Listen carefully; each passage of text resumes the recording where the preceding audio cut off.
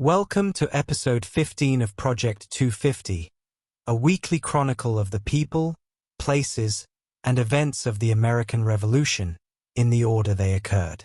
So, without further ado, here's what was happening 250 years ago this week, April 9th to 15th, 1775.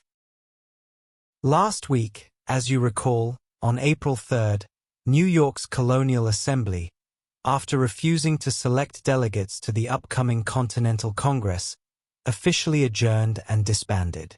On the same day, George Washington wrote to Lord Dunmore, requesting permission to resurvey a large parcel of land in Western Virginia, located at least 200 miles from the nearest settlement. Patents for this land, granted as a reward for military service, had since been declared null and void. Despite the current political situation, Washington felt confident that Dunmore possessed enough kindness to not take offense when facts are presented.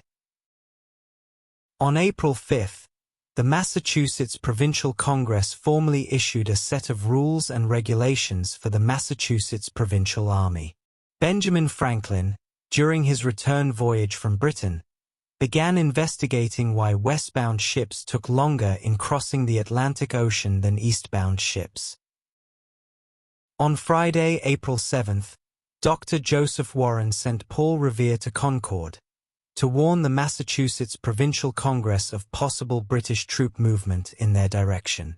In response, the Congress prepared a circular urging the towns of eastern Massachusetts to take measures to ensure that their militias were prepared for an emergency, but advised them to only act defensively.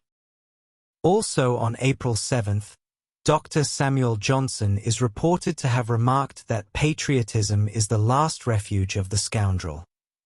At week's end, the Massachusetts Provincial Congress began removing weapons and other military supplies from Concord to neighboring towns and voted to send delegates to Connecticut, Rhode Island, and New Hampshire to solicit their participation in raising a provincial army. We begin this week, on Wednesday, April 12th, as the Massachusetts Provincial Congress passed yet another resolution calling for the appointment of a 5-person committee in each county, who would be responsible for receiving reports from their respective committees of correspondence regarding the actions of towns and districts in executing the continental and provincial plans.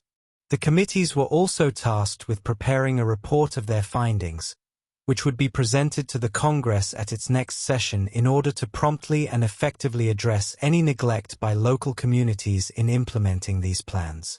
The resolution further recommended that local committees of correspondence report to their county committees on the conduct of their respective towns and districts regarding the execution of each plan recommended by the Continental and Provincial Congresses. In the case of towns and districts that lacked committees of correspondence, it was strongly recommended that such committees be formed to assist in suppressing the efforts of the enemies of America. Additionally, the Congress voted to create 6 new artillery companies, despite the fact that there were neither field pieces to arm them nor money to pay them. On Friday, April 14th, the same day that the first abolitionist society in America was established in Philadelphia, General Thomas Gage, the royal governor of Massachusetts, finally received orders from London, specifically from Lord Dartmouth, directing him to enforce the Boston Port Act and to suppress what was described as an open rebellion among the colonists by using whatever force was necessary. More specifically, Gage was ordered to destroy the rebel stockpiles of weapons in Concord, where not coincidentally, the Provincial Congress was in session. According to some, though not all accounts, Gage was also ordered to arrest the President of Congress, John Hancock, and Samuel Adams. And while neither man was explicitly named, Lord Dartmouth's orders to Gage do state. The first and essential step to be taken towards re-establishing government would be to arrest and imprison the principal actors and abettors in the Provincial Congress, whose proceedings appear in every light to be acts of treason and rebellion. On April 15th, the Massachusetts Provincial Congress, still in session at Concord, adjourned after passing a resolution which declared Thursday, May 11, 1775, to be a day of public humiliation, fasting and prayer. On the same day in Boston, General Gage ordered that 2 elite companies of grenadiers and light infantry be relieved of all duties until further orders.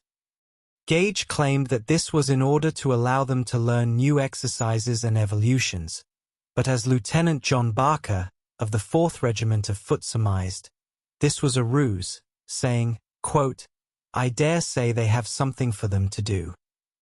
Patriot leaders, for their part, were not fooled for a moment.